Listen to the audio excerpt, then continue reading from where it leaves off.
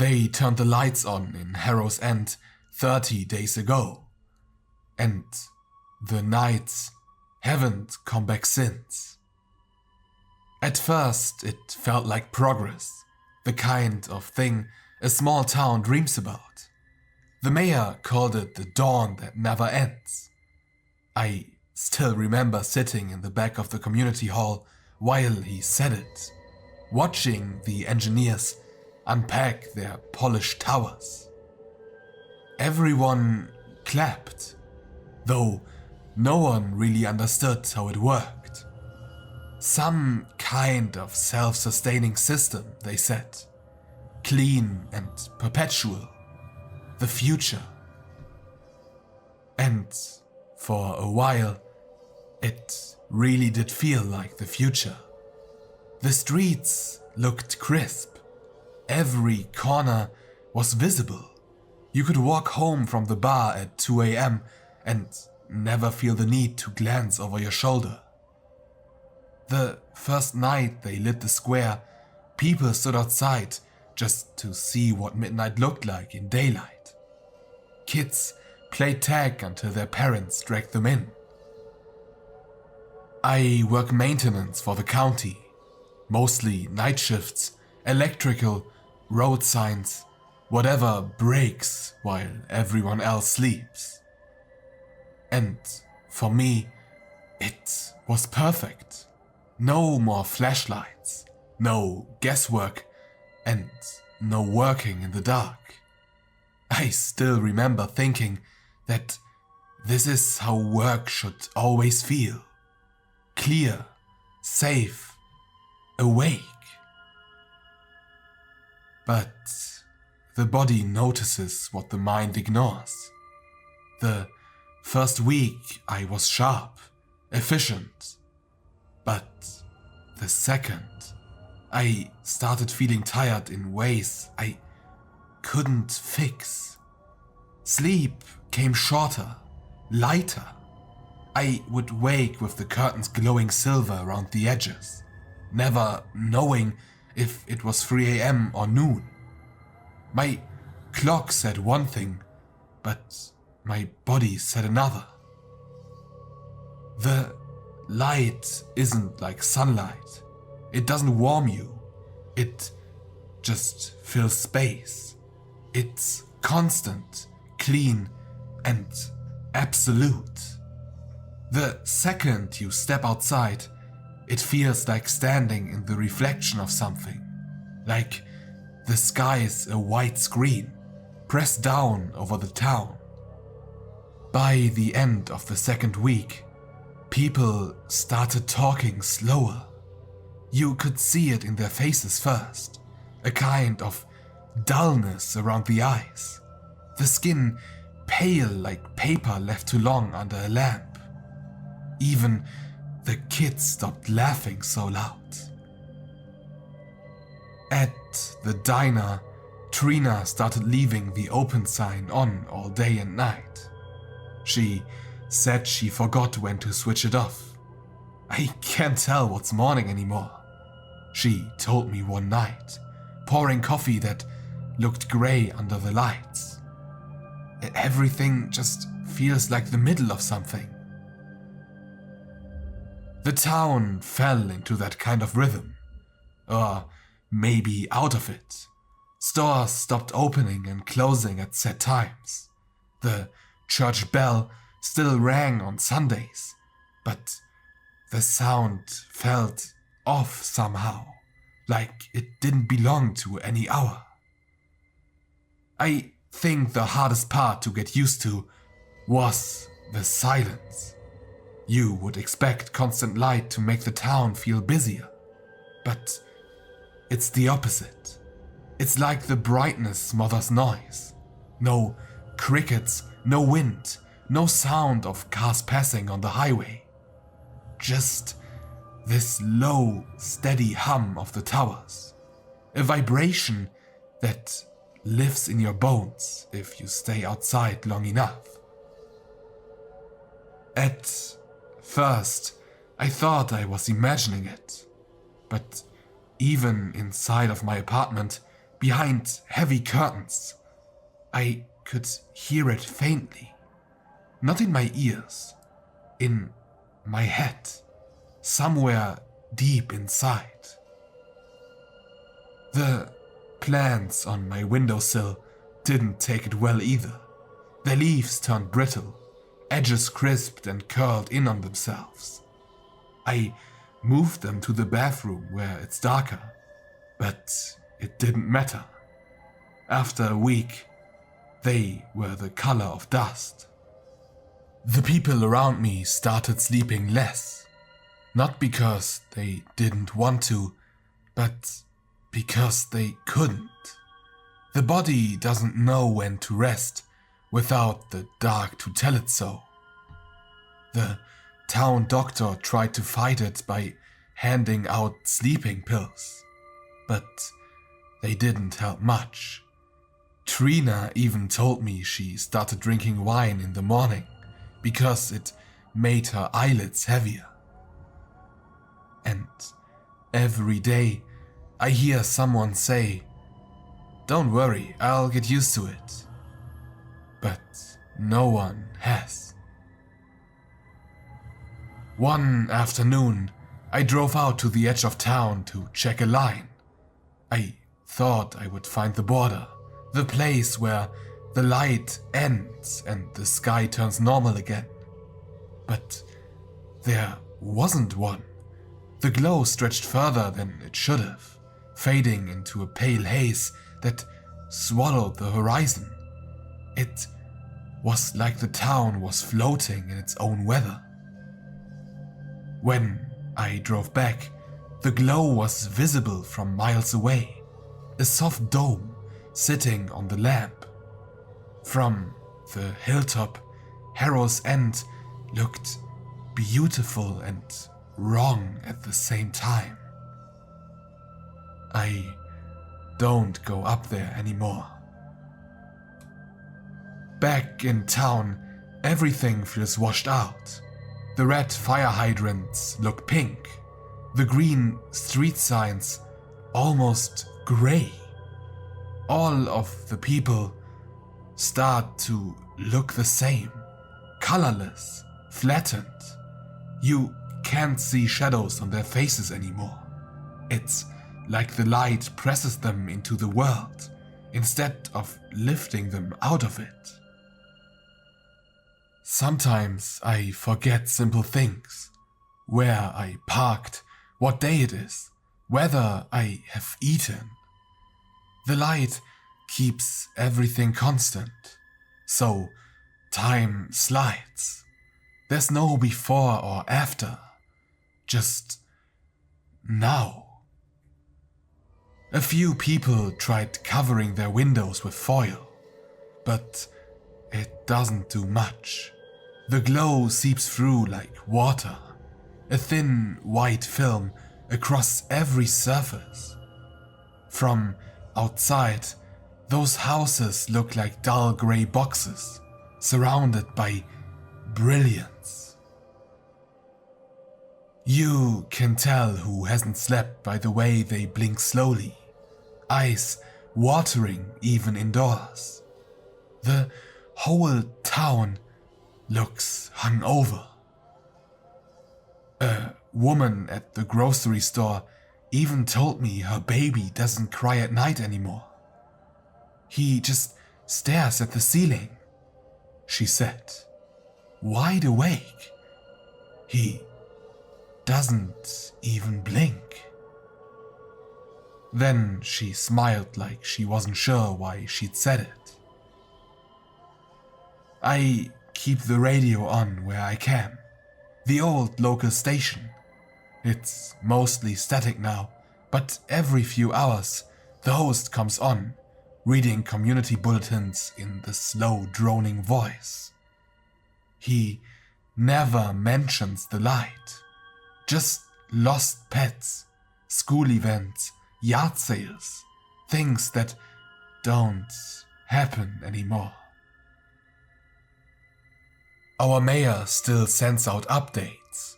No outages since activation, he says in every message. Harrow's End stands as a beacon of the future. Sometimes when I walk home from a shift, I catch myself looking up, trying to find the sun. But it's never visible, just a flat, pale sky with no source. The light seems to come from everywhere and nowhere at once. I've started wearing sunglasses even indoors. The brightness hurts behind my eyes, like a tension that never eases. I used to read before bed. Now I can't focus long enough. The pages look bleached and the words faint. Even sleep feels different now when it comes. It's shadow, twitching. I dream in wide, endless rooms without corners, hallways that lead nowhere. I wake up sweating but cold. I don't talk to my neighbors much anymore. Everyone kind of keeps to themselves, curtains drawn tight. You can still hear life behind the walls, dishes clinking, muffled voices, but no one lingers outside. The benches on Main Street stay empty. The swings in the park hang still. Once, late in what should have been night, I walked down to the edge of town. I wanted to see what the light looked like from the outside, but I couldn't find the edge. The glow went on and on, thinning but never stopping. The fields, the trees, even the air felt pale. When I turned back around, I realized I couldn't see my own shadow. That bothered me more than I expected. It's strange what you miss. The dark wasn't just absence, it gave everything shape. And without it, things blur together. The world loses weight. Sometimes I think that's what's happening to all of us. Not dying, just slowly fading away. The light takes the edges first, then the color, then maybe whatever comes next. I still go to work, still check the junction boxes, still fill out the reports no one reads. The readings don't make sense, but the system keeps running. It doesn't draw power from the grid anymore. It simply stays on, steady and silent. When I finish my shift, I sit in my truck and let the engine idle. It's the only sound that feels normal. Then I drive home through empty streets that shine like polished bone. I really don't know how much longer the town can stay like this. People need dark. Even the lights in hospitals dim at night. Without it, time just feels wrong. Thought feels wrong. And the strange thing is, none of us really complain. We mention it, joke about it, then move on. Maybe that's how the light works. Not by blinding, but by softening everything until you stop noticing what you have lost. Tonight, the glow feels stronger than usual. I can see it through the cracks in the curtains, white as winter. My whole apartment's quiet. I can even hear my own breathing, the low hum inside of the walls. I tell myself I'll get used to it. Everyone does. But part of me keeps waiting for the power to fail, for the lights to blink, even for just a second, just to remind me there's something left beyond them. Just a moment of dark. That's all I want now. I stopped waiting for the dark a few nights ago. It's easier that way, except that the light is permanent. Pretend the sky is just cloudy and the sun forgot to move. Everyone in town has found their own way of pretending. The hardware store owner says it helps to call it daylight plus. Trina calls it the forever noon.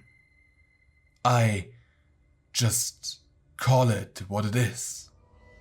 The light. I have started walking after my shifts, slow circles through the neighborhoods. The streets are empty except for the steady hum. The air feels heavier now, as if it's holding the glow inside it. I catch myself breathing shallow, like the brightness could get in through my lungs. The whole town looks cleaner than it should. Every window shines, every sign gleams, even the pavement reflects faintly, the way water does before rain.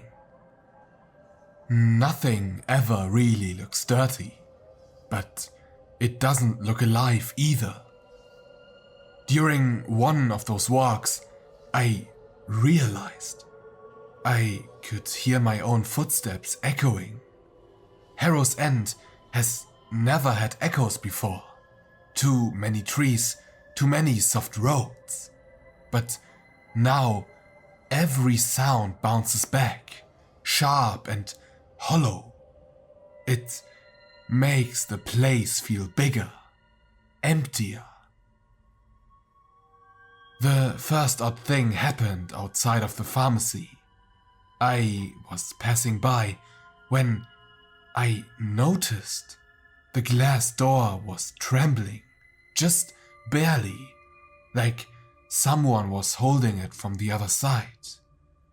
There was no wind, no traffic. I waited for a moment, just watching it. Then, after a while, it simply stopped. Inside of the building, the lights were off. Though, of course, off doesn't mean dark anymore. The shelves were pale and quiet, and the sign that usually swung on a string, open, was perfectly still. I told myself it was just vibration from the refrigerator units. That's the trick of staying sane. There's always a reason, if you just look hard enough for it. 2 days later, Mrs. Crane from the bakery stopped me on Main. She looked worse than before. Eyes dull, hands trembling. She asked me if I had noticed the reflections lately. I told her no. She then said, "They are wrong." I asked her what she meant, and she pointed at the big window of the post office. We stood there a minute, just staring at our mirrored shapes. Everything looked normal to me. Her, me, the white street behind us. But then she said, "Sometimes they don't follow right." She laughed after she said it, like it was a joke that had escaped before she could stop it. I laughed too, just to keep her calm, but when I walked away, I caught myself glancing back. Our reflections were still there in the glass. Mine looked fine, but I couldn't see hers clearly. The glare was just too strong. The next morning, the bakery was closed. The "back soon" sign still hung crooked in the window. I try to stay busy. Repairs, reports, anything that keeps my hands working. The readings from the light towers keep climbing. There's no power source connected anymore. Not one we can trace. The energy loops in on itself. I log the data anyway, and no one replies. At the maintenance yard, the other techs barely talk. We used to trade jokes, complain about pay, make plans for a weekend. Now, the conversations start and die halfway through. We all have the same look. Dry lips, glassy eyes, faces too pale under the glare. Sometimes I even think we are starting to look alike. Last night, if it even was night, I tried to sleep with a towel over my eyes. It helped for an hour. Then I woke up suddenly, heart pounding, certain that someone had called my name. It was faint, not from the hallway or the street, more like from the air itself. I waited, listening, but it didn't happen again. I just heard the steady hum. I told myself it was my imagination, and maybe it was. The human brain isn't built for this much light. We need the cycle, the pulse between day and night. Without it, the mind starts making its own shadows. At least, that's what I keep telling myself. Still, things move strangely now. The light plays tricks. You will glance down an alley and swear you saw something shift. But when you look again, it's just heat shimmer. Except the air isn't warm enough for that. Sometimes it feels like the glow itself ripples, like water brushed by wind. I have stopped checking the clock. There's no point. Meals, sleep, work, they all bend into the same loop. I eat when my hands begin to shake. I lie down when my eyes sting. The rest of the time, I simply walk. Walking is the only thing that still feels normal. One evening, I wandered past the schoolyard. The swings creaked gently even though there was no breeze. And on the far side of the field, near the fence, I thought I saw a shape.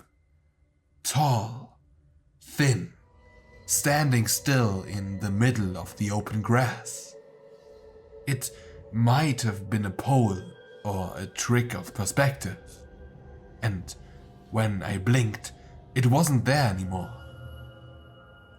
I just told myself it was glare of the chain link and moved on. That's another thing. You start talking to yourself a lot out there. It's easier to hear your own voice than this constant hum. The radio host still speaks sometimes, though his words have slowed to a crawl. Long pauses between sentences, as if he's waiting for someone to answer. Yesterday, I heard him say, "We are illuminated." Then static for 10 full minutes. When he finally came back, he was reading the school lunch menu from last month. The people around me are leaving, or at least trying to. I've seen moving trucks on the highway, all heading east. But the strange thing is, they all come back. Same trucks, same faces, just days later. They don't talk about it, just pick up where they left off. Eyes a little emptier. I asked Alan if he's noticed the air feel thicker. He said it's the humidity. But I checked the gauge later. Humidity's down to 20%. The air is dry, yet it presses on you like fog. And when you walk under the towers, you can almost feel a vibration, a soft pressure that presses against your skin.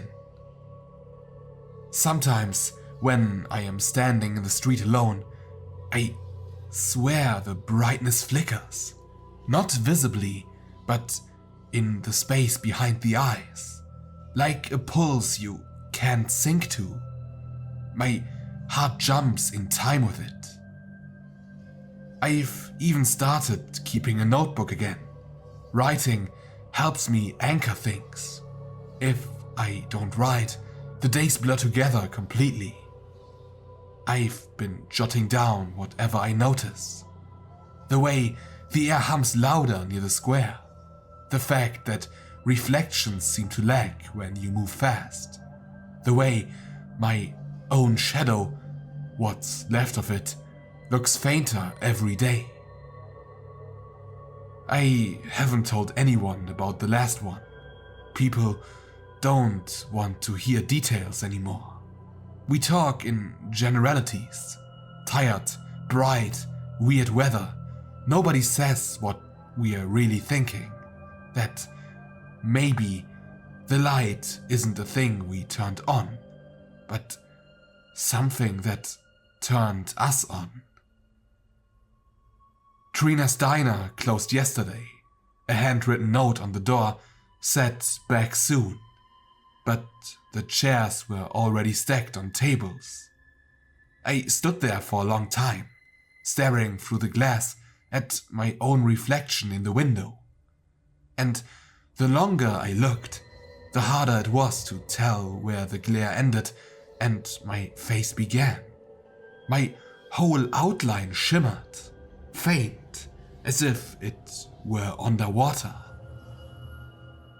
When I blinked again, the afterimage lingered. It's probably just exhaustion. Probably. Tonight, I tried to call my sister again. Same static, same hollow silence after the first ring. I left a message anyway, told her that I'm fine, and told her the town's still bright. My voice sounded thin, echoing against the walls. After that, I turned off all the lights inside of my apartment. A habit, I guess, but it didn't make any difference. The glow from outside filled every corner, soft and cold. I sat there for a long time, watching the patterns it made on the floor. They seemed to shift when I wasn't looking directly at them. Slow, gentle movements, like breathing. I told myself it was just my eyes adjusting. That's what I keep telling myself about everything now. I think tomorrow I'll start checking the towers up close, one by one.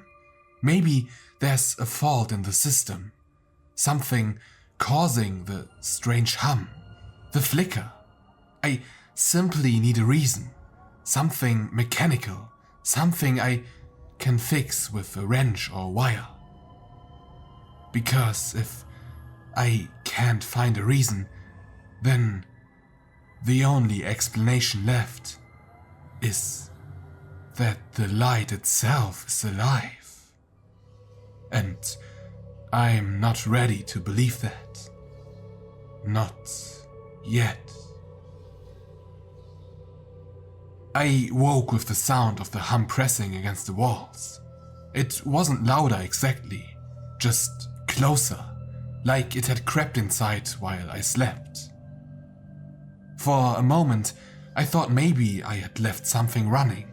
An appliance, the fridge, something, but the noise was too even, too low, like a steady breath right behind my ears. The air felt changed, faintly buzzing when I touched the doorknob. That was the morning that I decided to go to the power station. The system logs had been blank for days, yet the tower still burned white. I needed to see it for myself, to find something I could point to and say, that's the reason. Otherwise, I was just drifting like the rest of them, waiting for the brightness to finish whatever it had started. I packed my tools, a flashlight out of habit, a thermos of coffee that tasted metallic. I left my apartment at what I think was morning, though it looked no different than any other hour. The streets were nearly empty. A few cars had parked crooked along the curb, doors open, but no one inside. The light reflected off their windshields, throwing white streaks across the pavement. I passed the bakery. The note was still there. The glass was dusted with something pale. Flour, maybe, or something like it. Halfway to the edge of town, I noticed the air looked thicker. Not fog exactly, just density, like the light itself had substance. It moved differently when I walked through it, flowing around me. The hum also deepened, vibrating against my ribs. I stopped by one of the smaller towers first. It used to blink a soft blue at its base, but now it was pure white, seamless, like a single solid column. I touched the metal. It was cool, not warm, not cold, just neutral, the way a thing might feel if it wasn't really part of this world anymore. When I stepped back, my handprint glowed faintly before fading. I stared at it for a long time. There was no sound except the hum, and maybe something underneath it. Faint clicks, like whispering Morse code. Too soft to understand, but rhythmic, intentional. I should have turned back then. Instead, I drove to the station. The road out there always felt longer than it looked. I passed old billboards, washed grey, the letters fading under the glow. The trees along the highway leaned inward, every leaf completely drained of color. When the towers finally came into view, they shimmered in the haze, slender white bones holding up the sky. The gate was open. The padlock hung twisted on the chain. Metal warped like it had melted and cooled again. I parked my truck outside, engine running, and walked in. The hum was physical. You could feel it in your teeth. The concrete floor vibrated under my boots. The control room door was ajar, and the light coming through it was too bright to look directly at it. So bright, it looked like mist. I shielded my eyes and stepped through.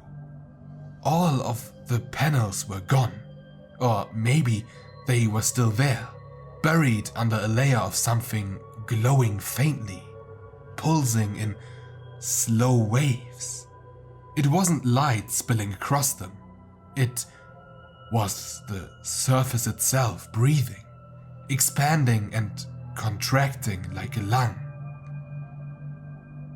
The air was thick enough to taste, metallic, sweet, and on the far wall, the old power map still flickered.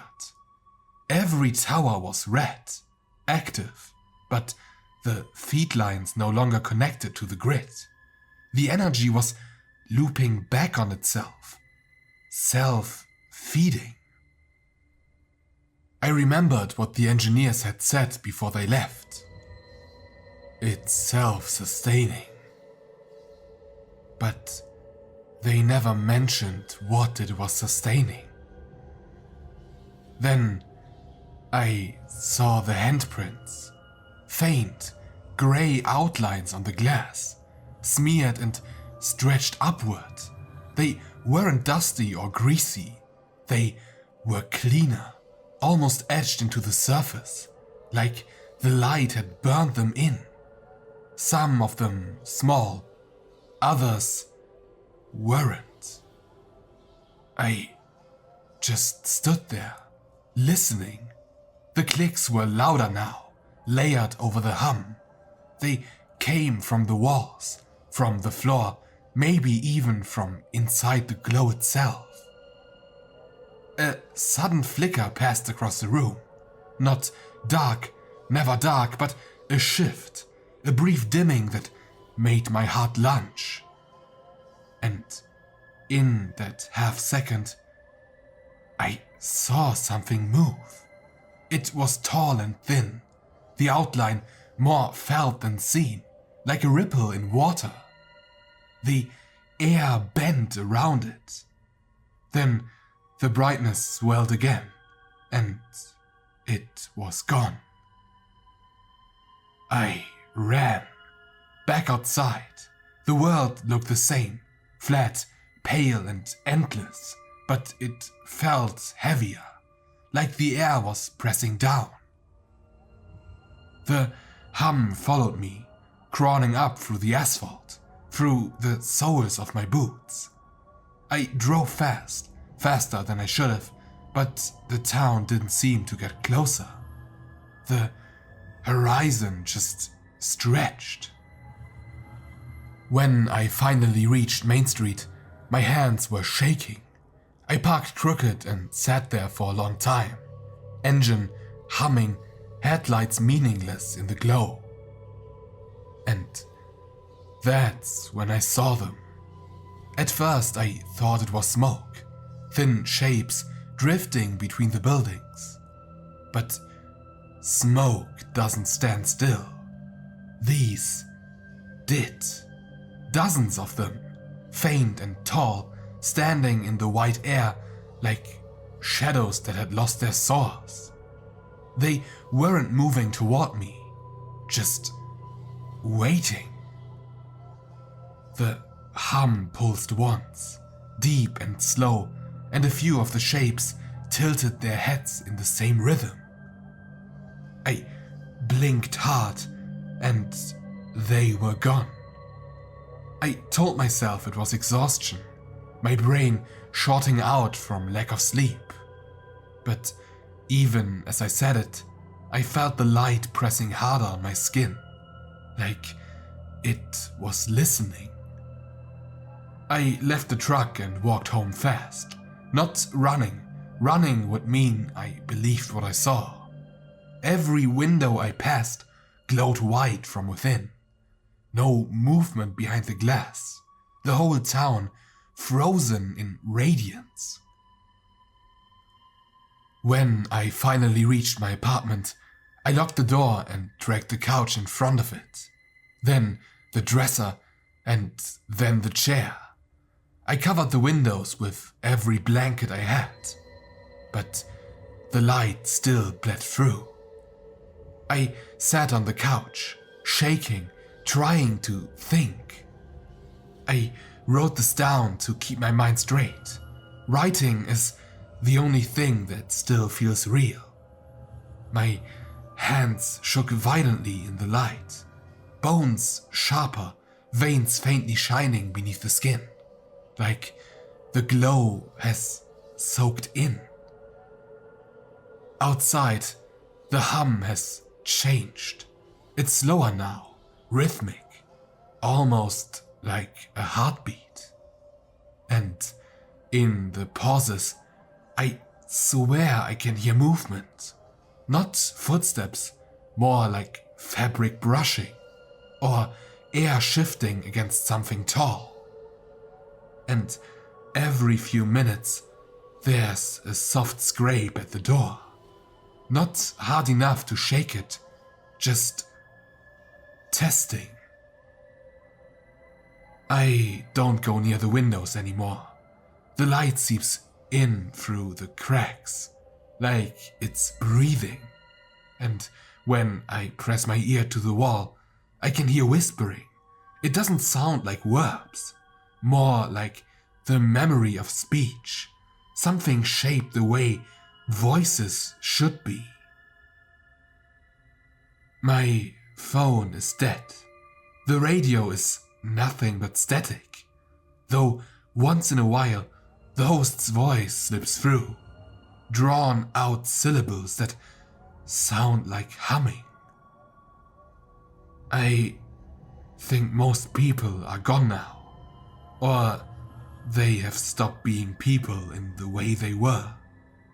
The light eats everything slowly, not by burning or erasing, but by taking away the difference between things.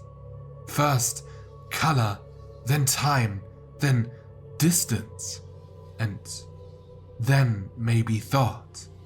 You begin blending into it. And maybe that's what I saw near the towers. The next step. Shapes made from what's left of us. I keep thinking about the ones that tried to leave. How they came back. Maybe the light doesn't stop at the edge of town anymore. Maybe it carries itself. It's hard to say how long I've been here. Could be hours, could be days. The blankets on the windows glow faintly, like they are thinning from the inside.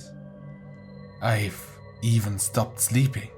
When I close my eyes, I still see the white behind them.